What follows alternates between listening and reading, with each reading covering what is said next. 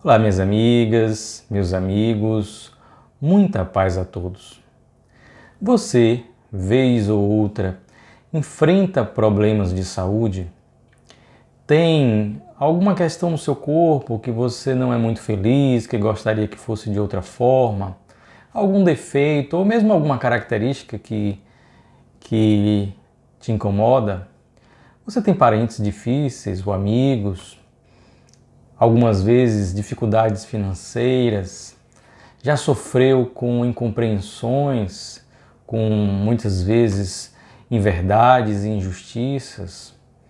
Você passa por conflitos íntimos na sua vida, culpas, determinados medos? Se você vivencia uma ou dessas situações ou já vivenciou, você é uma pessoa normal, enfrenta as dificuldades de todos nós neste mundo. Mas é claro que algumas pessoas têm desafios maiores, que são mais resistentes, que são mais difíceis, que são múltiplos. E muitas vezes se perguntam o porquê disso, como fazer, ficam desacreditadas, ficam sem esperança. E é sobre isso que nós vamos falar hoje.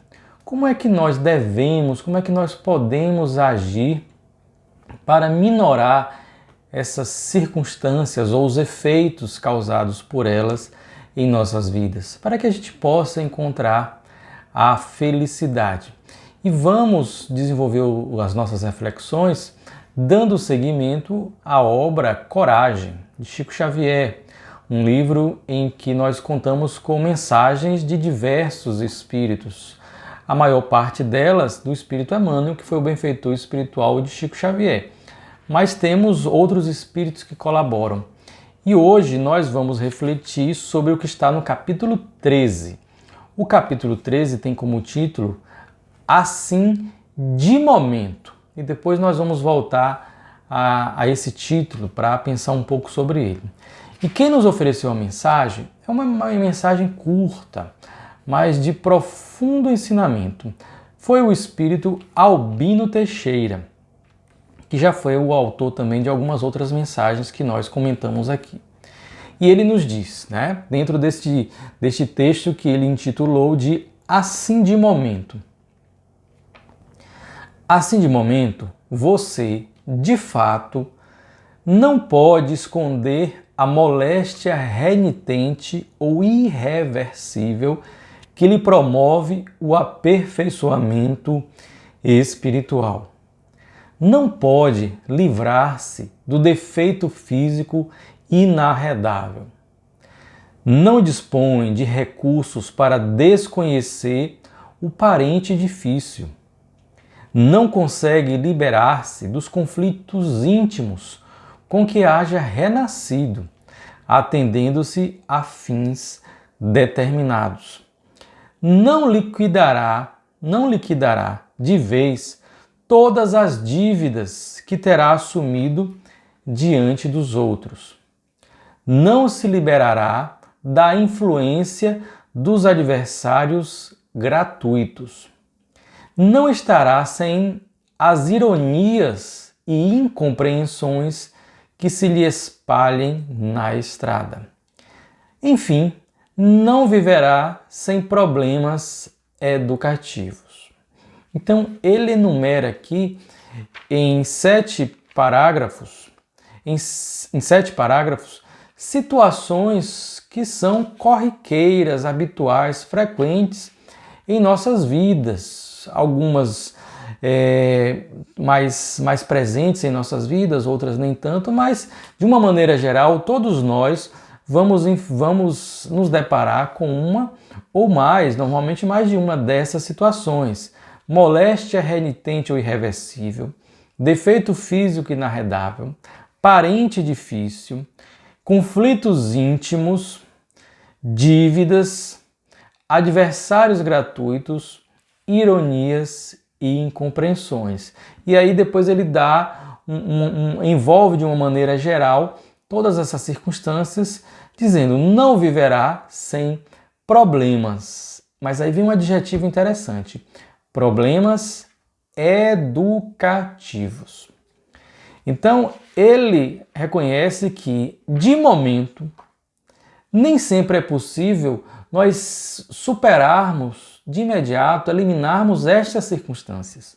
Ou seja, de momento, vamos ter que conviver com elas, porque elas cumprem uma função educativa em nossas vidas. E até que nós estejamos devidamente educados naquilo que precisamos, naquilo de que precisamos, elas continuarão a nos acompanhar. Mas tem um lado bom, este lado, o lado que nos esclarece e nos consola. Tudo bem, temos problemas que não podemos superar de imediato, vamos ter que conviver com eles. Mas existe uma postura que nós podemos adotar diante deles que vai nos ajudar a assimilá-los melhor, a compreendê-los e a converter cada um desses problemas em caminho, em estrada para um final, assim, final de etapa mais feliz, para que a nossa vida seja mais serena, que nós tenhamos uma condição melhor de viver. Então ele nos diz, depois de enumerar todas essas circunstâncias, mas você pode aceitar tudo isso. Aceitar tudo isso. O verbo é este mesmo, aceitar. E da aceitação. Agora vem o adjetivo, porque não é uma aceitação em que você vai, de certa maneira, se vitimizar, uma aceitação totalmente passiva. É uma aceitação com uma qualidade. E da aceitação construtiva, ou seja, ela tem um caráter proativo, de todos os percalços que porventura lhe assinalem a existência, da aceitação construtiva de todos os percalços que porventura lhe assinalem a existência, você pode partir para o esforço de trabalhar, melhorando a você mesmo, a fim de render, tanto quanto possa, no bem de todos, de vez que colaborar no bem de todos é o caminho para a verdadeira felicidade. Então ele fala de um primeiro movimento íntimo que é o da aceitação, é resignar-se. E resignar-se não é se movimentar, não é deixar de se esforçar para vencer os problemas, não é nada disso, mas é abandonar a postura íntima de revolta, a postura íntima de se sentir injustiçado, de achar que o mundo errou, que Deus errou, que eu estou pagando por algo que eu não devo, que a vida minha é pior do que a das outras pessoas. Deixar este estado íntimo e lutar para modificar a própria mente, ter esta resignação, essa aceitação. Primeiro, um movimento inteligente. Olha, tem situações que eu vou pensar, eu vou avaliar e eu verifico, eu não tenho como superar isso. Tem determinadas condições físicas, orgânicas, que a gente não tem como superar, é uma característica nossa. Não tem cirurgia plástica que dê jeito. Ou então uma doença congênita que eu vou administrar, mas eu não existe a cura.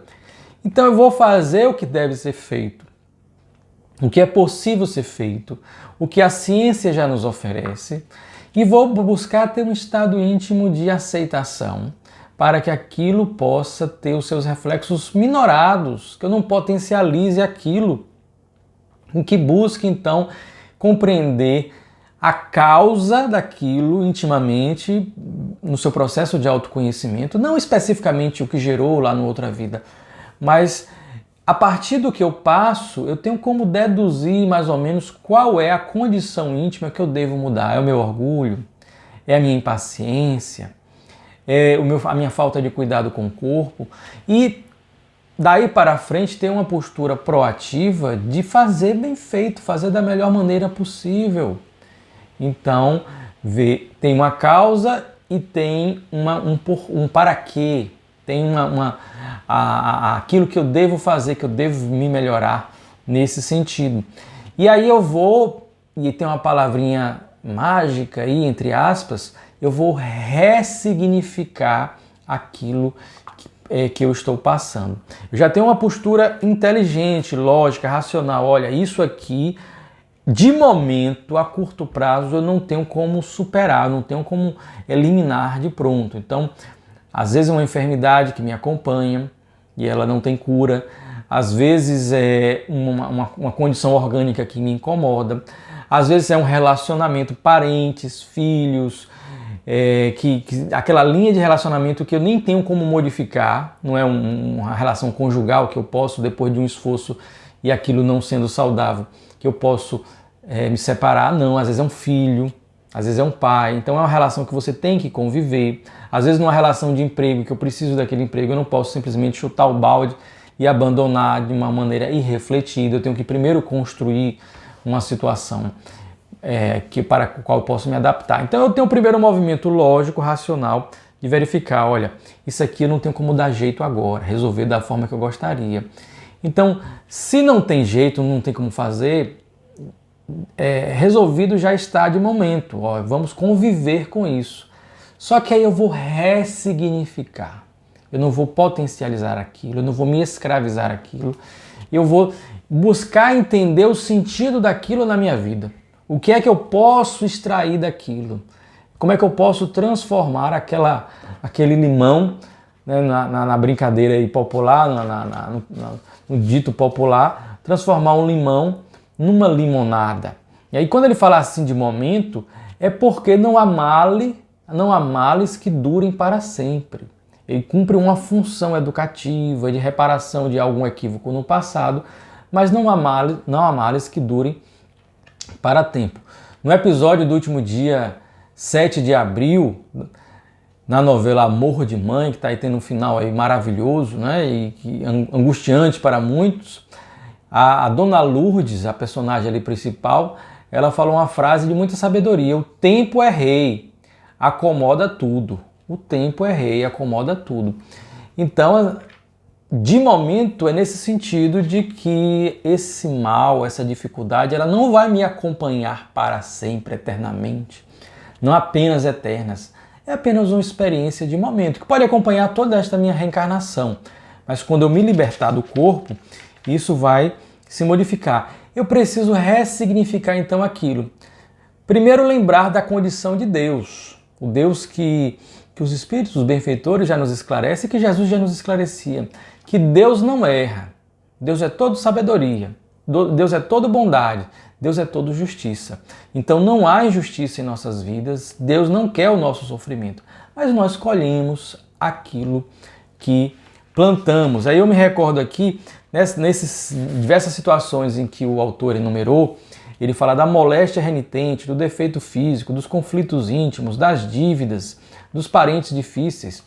E aí me recordei do livro Missionários da Luz, que é uma obra do espírito André Luiz, em que, através da psicografia de Chico Xavier, em que ele descreve diversas experiências no mundo espiritual, ele como espírito visitando ali a crosta e visitando determinadas situações.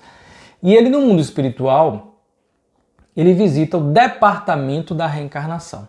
O espírito desencarnado recentemente, que não se lembrava ainda de como funcionava o mundo espiritual, e ele então vai visitar o departamento da reencarnação. E quando ele está lá visitando os diversos setores, tem um espírito que ali trabalha e faz o papel de cicerone, vão chegando algumas pessoas, espíritos desencarnados, em processo de planejamento de reencarnação, e que eles ali vão e acabaram de receber uma espécie de mapa, uma espécie de documento em que traçava ali as linhas de como vai ser o seu corpo na próxima reencarnação que se avizinha, que se aproxima. E aí tem uma situação interessante, tem uma situação de um sujeito que agradece porque o seu corpo, no próximo corpo, ele vai ser manco. Ele vai ser manco, ele pediu isso e foi atendido, porque ali ele precisava, em outras vidas ele teve um corpo esbelto, então ele era muito orgulhoso, ele é vaidoso. Ele pediu um defeito físico, um defeito entre aspas, uma diferença ali na sua perna e tal, para que ele pudesse ser um pouco manco, numa época ainda que não...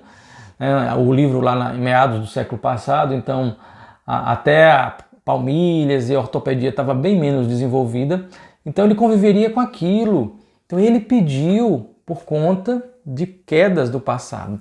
Tem uma senhora que vem e aí conversa com o espírito ali que é o organizador, né, que é o Cicerone, que tem um papel de certo destaque no departamento, e ela fala, olha, eu recebi o meu projeto aqui do meu corpo, mas eu não quero, quero pedir uma mudança, porque o corpo ele vai ser muito bonito, eu vou ter uma compleição física, né, reencarnaria como mulher, muito bela, e eu já caí muitas vezes seguidas por conta das energias sexuais, da sedução, eu não quero.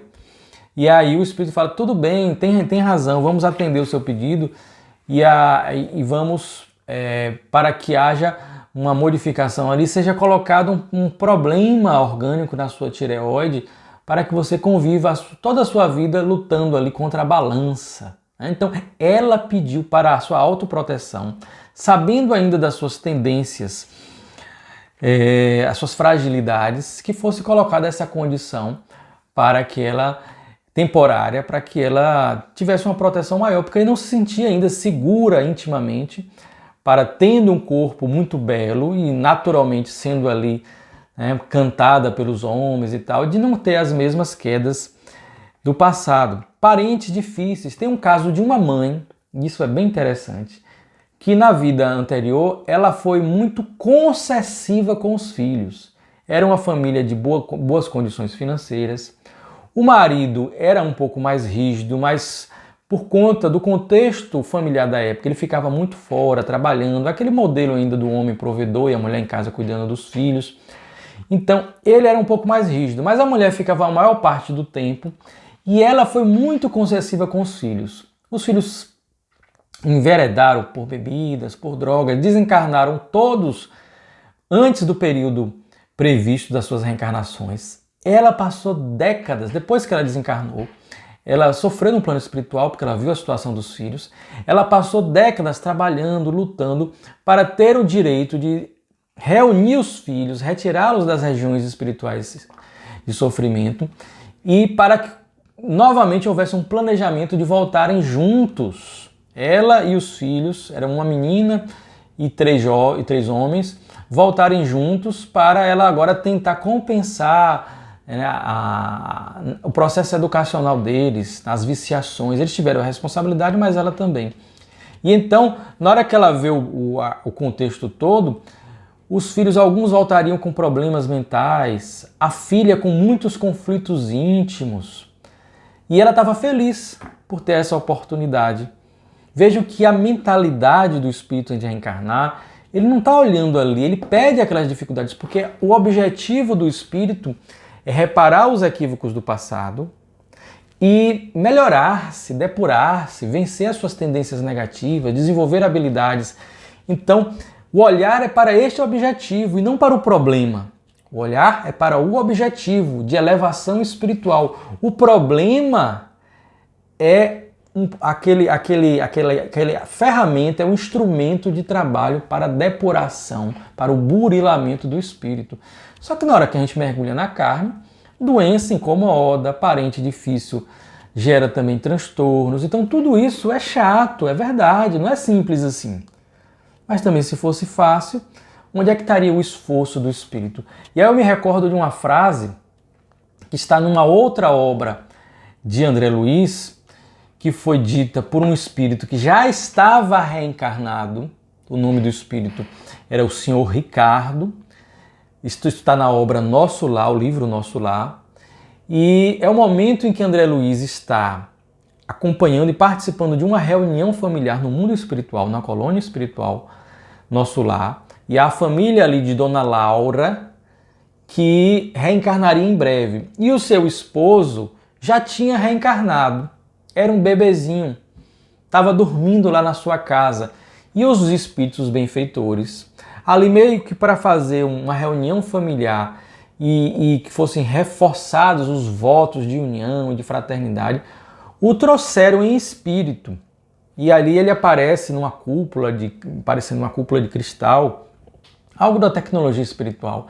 E aquela criancinha ali, o espírito retoma a forma adulta, ele tinha acabado de reencarnar, e conversa com a família. Os espíritos ajudam a relembrar sua condição antes de reencarnar. Ele conversa com a família, Dona Laura feliz, porque em breve estará também reencarnando, em determinado momento da vida vão se reencontrar, e aí vão ter filhos, e aqueles espíritos dos filhos reencarnariam como filhos também, todos felizes. E ali, no momento final, o senhor Ricardo se despede, vai voltar ali para o corpinho de bebê, só que aí ele volta em determinado momento e fala: orem aos amigos espirituais para que nesta vida eu não encontre facilidades. Olha que absurdo. Como é que faz um pedido desse? No pensamento nosso mundano, orem para que eu não encontre facilidades. Porque as facilidades são os nossos, geram em nós a estagnação ou mesmo a queda. E a dificuldade faz nascer em nós, ou exige de nós, o esforço da superação. Só que esse esforço ele pode ser dolorido, ele pode ser ruim, ele pode ser chato, pode ser muito ruim se eu ficar revoltado, se eu ficar irresignado. Mas se eu me resignar, buscar ressignificar aquilo, então vai ser um pouco mais leve. E ao final da jornada eu terei a felicidade e a alegria do vencedor. Aquela situação do maratonista ou em qualquer esporte em que houve muito preparo físico anterior, muito treinamento, houve um desafio ali no esporte difícil e depois com todo cansado, com o corpo suado, mas a alegria da vitória, a vitória conquistada, que não foi dada por ninguém. Então a grande questão é essa. Jean-Paul Sartre já dizia que o grande problema não é o que fazem conosco. E aí vamos pensar o que uma pessoa faz conosco, mas também o que surge da vida para nós que seja difícil, né? Uma doença, uma enfermidade, algo corporal, um corpo que eu gostaria de ter diferente, um conflito íntimo que eu possa nascer por não me identificar com o meu corpo. Então vejam, o mais difícil, a questão pior, não é o que fizeram conosco ou o que a vida, entre aspas, fez conosco, mas o que eu faço com isso. O que é que eu faço com isso? Então alguém pode me ofender, me chatear e eu ofender também, iniciar ali uma guerra, uma inimizade que vai nos acompanhar por muito tempo, pode gerar um crime. Ou eu posso olhar, me chatear ali intimamente, mas falar, eu não vou me desgastar com isso. Eu não vou dar a essa pessoa o poder de fazer isso comigo e seguir adiante. Então existe uma fala aí, um clichê, em que as pessoas falam, não diga para Deus que você tem um grande problema, diga para o seu problema que você tem um grande Deus. E é exatamente isso. E nesse processo de ressignificação, a gente tem que desenvolver algo que tem uma palavra aí que está muito na moda, mas que é verdade, que é a característica da resiliência. Resiliência tem algo ali a ver com resistência, mas não é só a resistência, porque a resistência muitas vezes ela é necessária, mas ela tem um quê de rigidez, de inflexibilidade.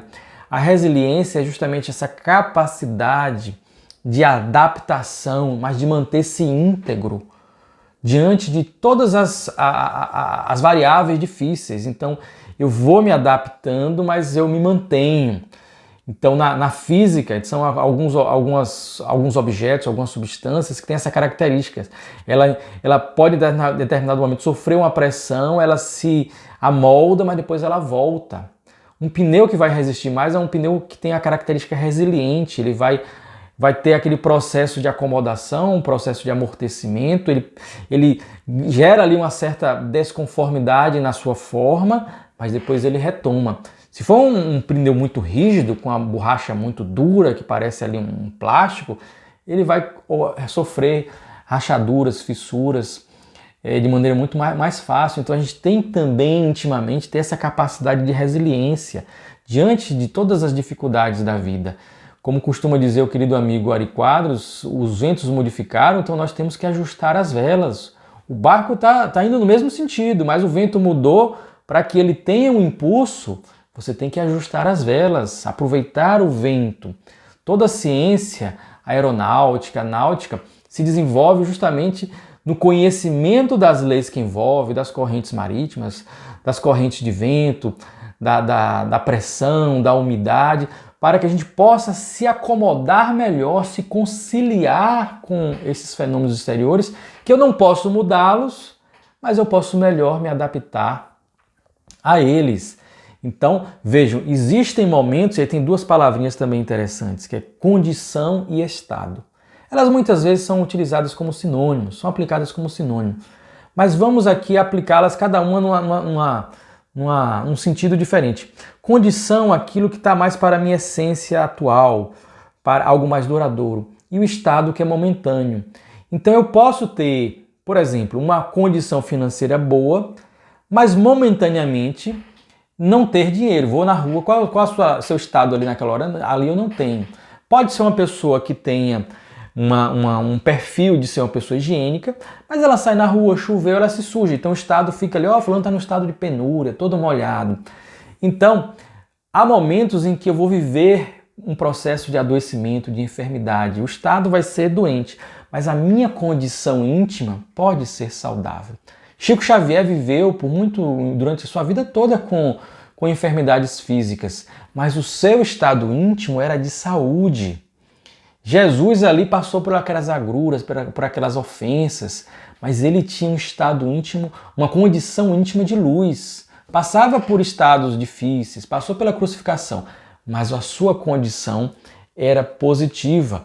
Então, nós podemos, e vamos passar nessa nossa experiência e em muitas outras ainda, por momentos difíceis. Todos nós passamos por estados de tristeza.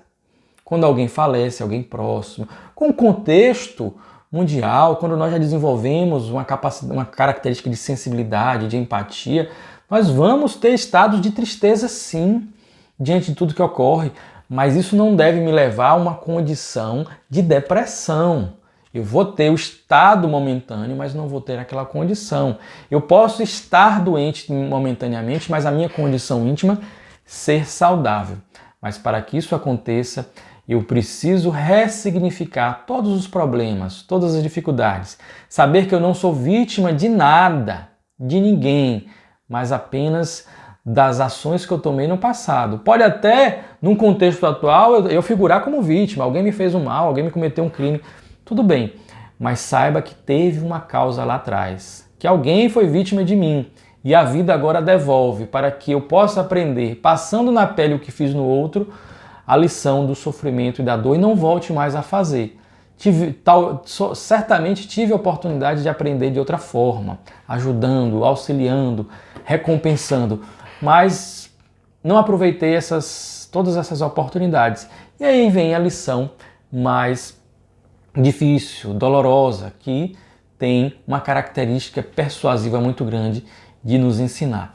Então, que possamos não maldizer essas situações, que busquemos aceitá-las de forma produtiva, ressignificando-as em nossas vidas, transformando-as em degraus para que nós possamos vencer cada um a si mesmo, sabendo que Deus é bom, que Deus é sábio e que Deus é justo, que Ele nos oferece todas as condições para que nós possamos superar as nossas dores, porque Ele não quer o nosso sofrimento, Ele não quer o nosso sacrifício, Ele é um Deus de misericórdia. Que tenhamos fé, que tenhamos esperança, saibamos que não há males que duram para sempre e que, ao final, se nós fizermos tudo aquilo que é possível, na nossa condição, carregando a nossa cruz, com alegria, com a esperança, nós encontraremos a felicidade e a paz interior. Que o nosso querido amigo Jesus nos abençoe a todos e nos envolva com a sua inigualável paz. Um grande abraço a todos.